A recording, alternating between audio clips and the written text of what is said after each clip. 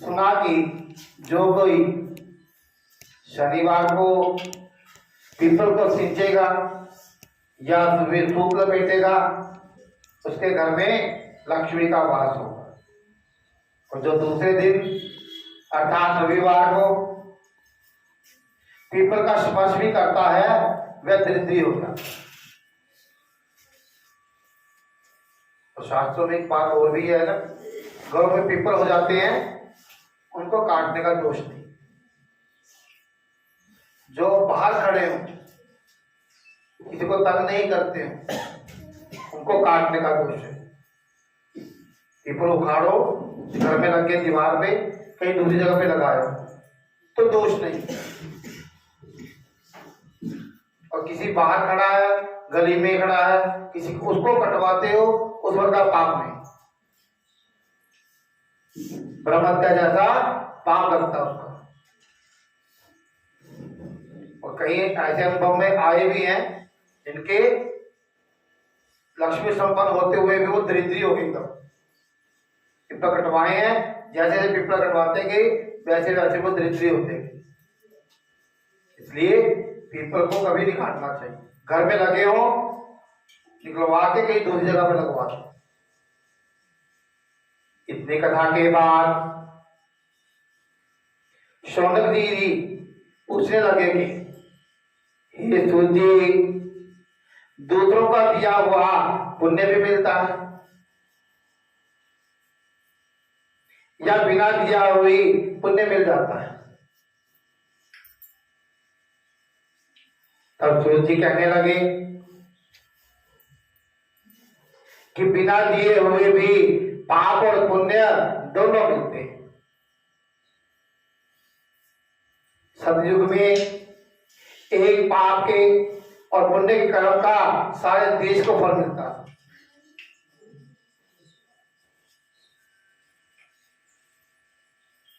त्रेता में एक गांव को, द्वापर में एक कुल को मिलता था, परंतु कलयुग में केवल करने वाले को ही पाप और पुण्य मिलता है। कलयुग में भी ऐसा नहीं है, परिवार को तो भुगतना ही पड़ता है।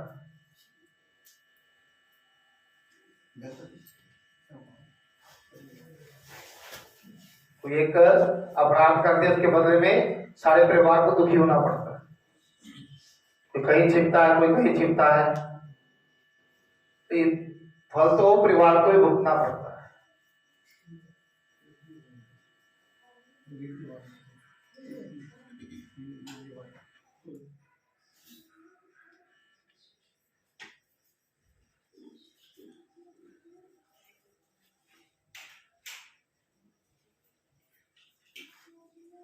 ऐसा नहीं है कि पाप करने का फल नहीं मिलता, मिलता है, पूरे परिवार को मिलता है। इसलिए हम पाप पुण्य इकट्ठे क्यों करें? आज मैं पाप से कमाऊं या पुण्य से, खाएगा सारा परिवार। कल को कोई अपराध बन जाए मुझसे, मैं कहूंगा मेरी जगह पे कोई अपराध दंड भुगताओ, कोई नहीं जाएगा, कहेगा आपने किया आप भुगतो। हमने थोड़ी किया है, कमाई में तो हिस्सेदार बन जाएंगे लेकिन पाप पुण्य में नहीं बनेंगे। तो इसलिए हमने करना ही क्यों? लेकिन इसका फल कलयुग में भी, क्योंकि कलयुग का भी पहला चरण है। अभी कह सकते हैं हम बालक रूप है, अभी तो वो कलयुग अपने चरम सीमा पे आया नहीं, जवानी पे नहीं आया। अभी शास्त्र के अनुसार 5,500 वर्ष ही हुए कलयुग को आए, ज्यादा देर नहीं हुआ।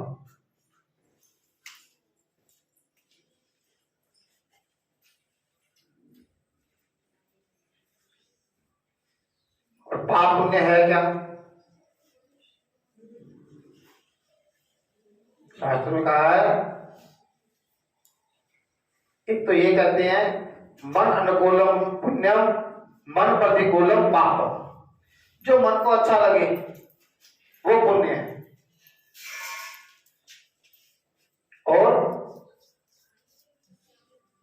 दूसरा जो मन को बुरा लगे वो पाप है। तो ये लिखा है शास्त्रों में, अष्टादश पुराणेषु यासस्य वचनद्वयम् परोपकार पुण्याय पापाय परपीडनम्। 18 पुराणों के अंदर ये शास्त्र का निश्चय है कि आप किसी का भला करते हो तो पुण्य है, जैसे मर्जी बन जाए, कामना से, वाणी से, मन से, हाथ से, तो पुण्य है। कलयुग का प्रभाव है ना। अब क्या कहते हैं, नेकी कर और दरिया में डाल। आपके सामने उदाहरण हो भी चुका अभी ये मेरे साथ, लेकिन फिर भी हम कहते ठाकुर जी ठीक है, हमने हमारा काम है पुण्य करना तो करेंगे। और पापाय पर प्रेरणा, दूसरे को दुख देना, उससे बड़ा कोई पाप नहीं।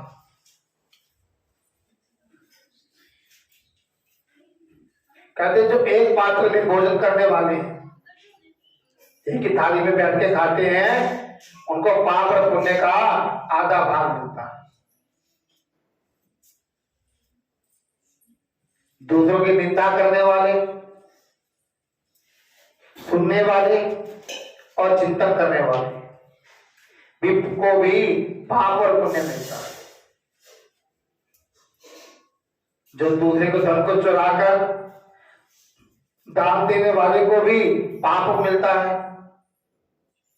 पाप या पुण्य का उपदेश करने वाले को भी छठा हिस्सा मिलता है। मैं भी आपके पाप पुण्य में अधिकारी हो जाऊंगा। प्रजा का छठा अंश राजा को मिलता है, शिष्य से गुरु को, पिता से पुत्र, स्त्री से पति भी छठा अंश को पाते हैं।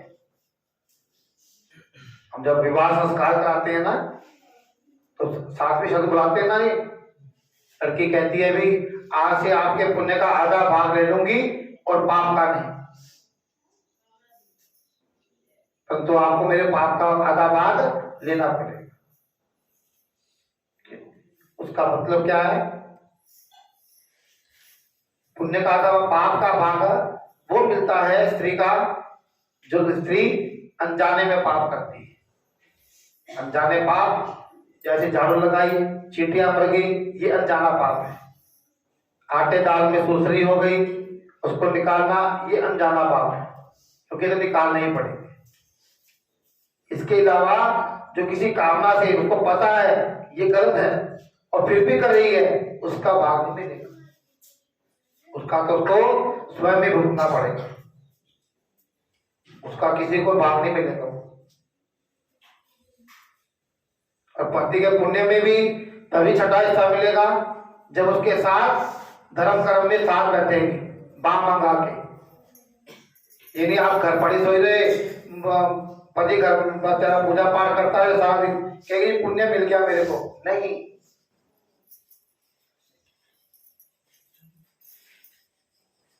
जब तक आप ब्रह्मचर्य में हो या आपकी शादी नहीं हुई तो अकेले कर सकते हो, लेकिन जब आपकी शादीशुदा विवाहित जीवन में आ गए तो पति पत्नी के बिना कोई भी कार्य करते हो वो अधूरा है।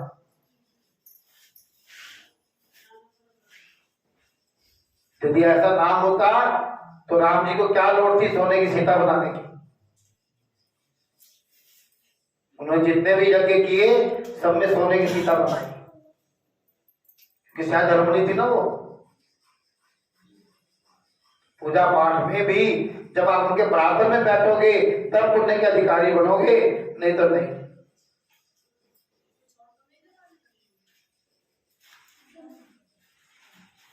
स्त्री भी की, स्त्री पति का आधा पुण्य पाती। इस प्रकार बिना दिए हुए भी पाप और पुण्य एक दूसरे को मिलते हैं।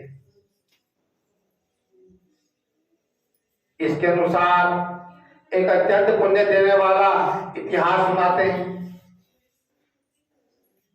पूर्व काल में उज्जैनी नाम की नगरी में ब्रह्म कर्म से भ्रष्ट, पापी, दुष्ट बुद्धि वाला, रस कमल, खाद बेचने वाला, झूठ बोलने वाला, जुआरी, शराब पीने वाला, व्यवसायगामी, धनेश्वर नाम वाला एक ब्राह्मण रहता था। वह क्रय विक्रय हेतु अनेक नगरों में घूमता था। एक समय वह महेशमती नगरी में गया और माल बेचने के लिए वह वहां पर 1 महीने तक ठहरा रहा। एक दिन उसने नर्मदा नदी के तट पर जप करने वाले ब्राह्मण को देखा। पूर्णिमा को गौ, ब्राह्मण का भोजन और दीपदान भी देखा।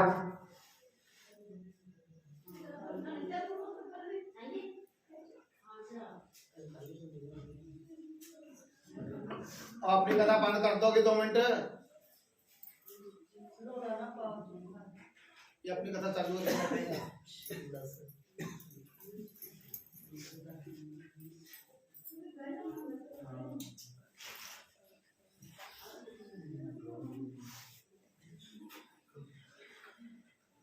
सायकाल को श्री शिव जी का दीपदान महोत्सव भी देखा, क्योंकि आज जो है कार्तिक पूर्णिमा कहते हैं हम। आज कार्तिक पूर्णिमा नहीं है, आज क्या है? देव दिवाली। हमने 15 दिन पहले मनाई है, देवताओं की दिवाली आज है। हम पूर्णिमा से पूर्णिमा गिनती करते हैं महीने की, लेकिन शास्त्रों में क्या है? अमावस्या अमावस्या गिनती है। वहां अमावस्या अमावस्या गिनती है। तो इस हिसाब से आज उनकी दिवाली है, इसलिए आज इसको देव दिवाली भी कहते हैं।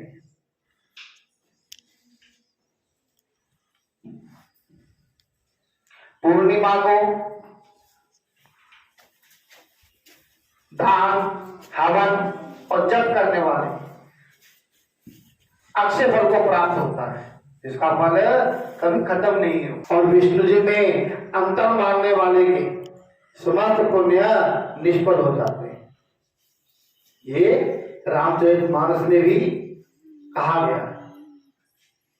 राम जी कहते हैं, जो मेरे और शंकर जी में भेदभाव करता है ना मैं उसकी पूजा स्वीकार करता हूं। शंकर जी कहते जो राम के भेद करता है मैं उसकी पूजा स्वीकार नहीं करता। सभी एक ही रूप है, परमात्मा के रूप। जैसे हम सभी हैं, हम उन्होंने अपने अपने कार्य के अनुरूप अलग अलग उदाहरण किए।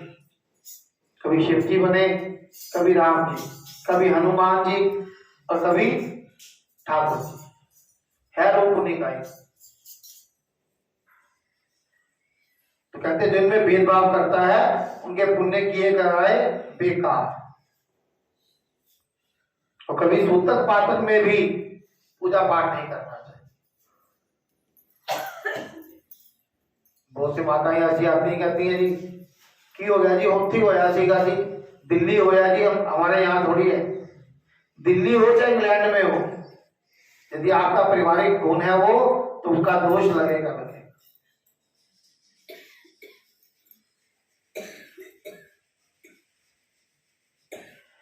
धनेश्वर यह सब उत्सव देखता रहा। उसी रात को एक सांप ने उसे काट दिया। तब कुछ मनुष्यों ने उसके मुख में तुलसी दल और नर्मदा का जल डाला। इसके बाद वह मृत्यु को प्राप्त हो गया। तब यमराज के दूत उसे मारते कूटते हुए यमपुरी ले गए।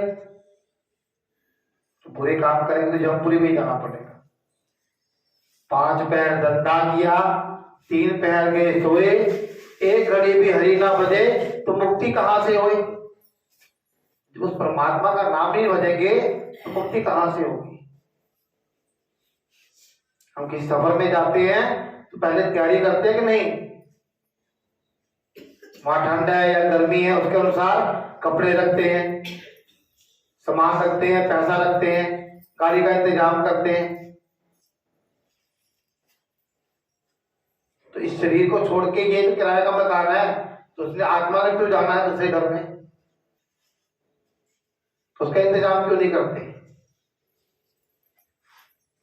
ताकि हम कल को दुखों से भुगते हुए ना जाए। छोटी सी कथा है। कहते एक ना शहर में एक राजा था।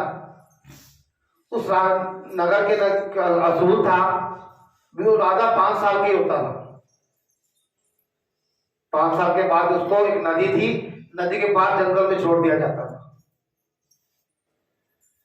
चाहे वो जानवर खाए उसको, ये बचे जिए जो कुछ मर्जी हो जंगल के में छोड़ देते थे। तो राजा को उसका मंत्रियों का ये भी था।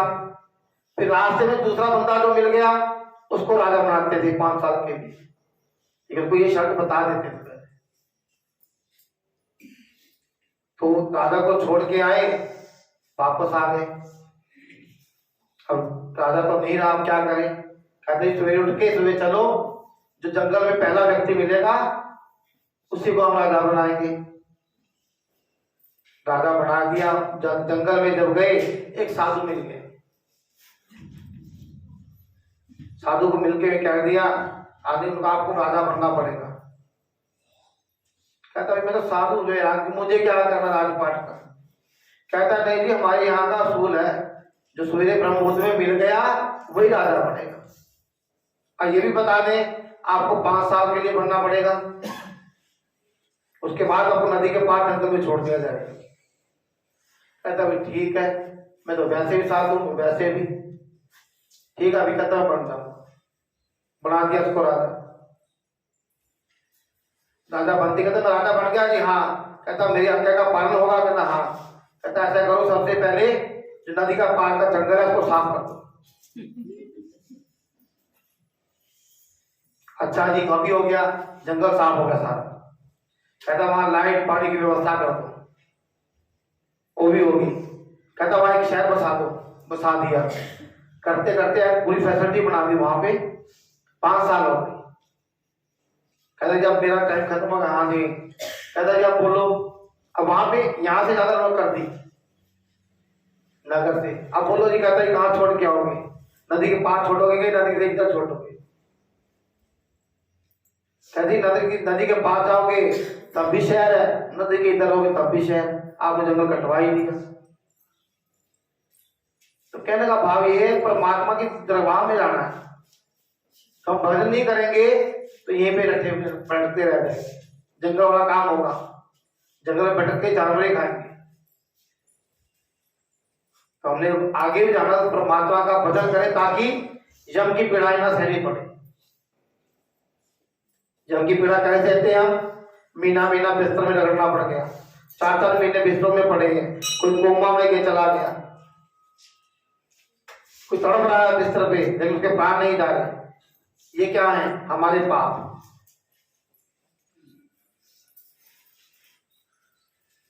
वहां चित्रगुप्त ने उसको बहुत बड़ी दृष्टि से देखा और यमराज से कहा कि यह घोर पापी है, इसने आजीवन एक भी पुण्य का काम नहीं किया।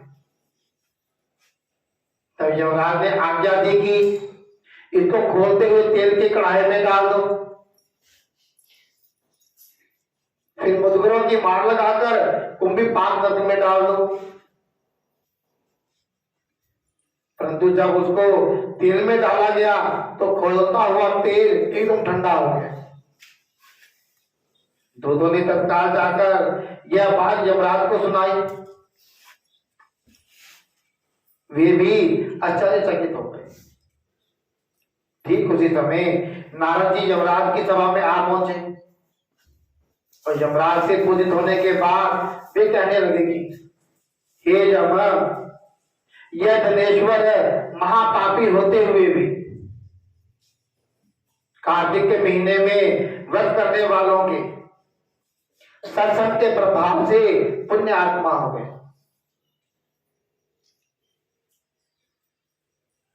कहते ना जो उसने कहा सत्संग हरि कथा तुलसी दुर्लभ होए, साधु समागम तुलसी कथा तुलसी दुर्लभ होए। ये दोनों ही दुर्लभ है।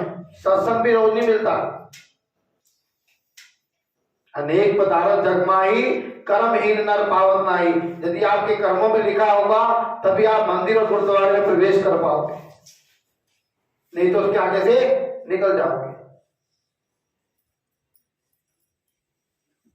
सच्ची बात है।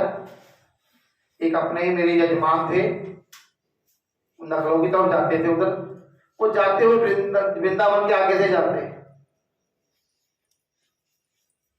कहते अभी जल्दी है, वापसी मत्था टेक के जाएंगे। वापसी में आते उधर से गाड़ियों से जाते हैं आते हैं, तो वापसी में आते अभी लेट हो रहे हैं, अगले चक्कर में आएंगे।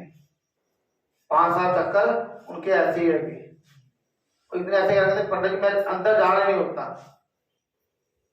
मैं कहीं आपने गीता पढ़ी है? कहता नहीं। मैं उसको पढ़ो कि ठाकुर जी की कृपा होगी।